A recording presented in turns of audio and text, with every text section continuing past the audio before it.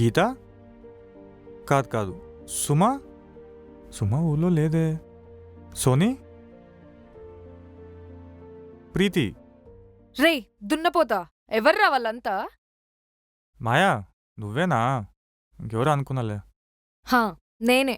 ఇంతమంది అమ్మాయిల పేర్లు చెప్పావు, నా పేరు తప్ప. ఏంటి జెలస్ ఫీల్ అయ్యావా? ఏంటా పేపర్? నాకు జాబ్ వచ్చిందిరా. మొన్నేగా కోచింగ్ జాయిన్ అయ్యావు, అప్పుడే జాబ్ వచ్చిందా?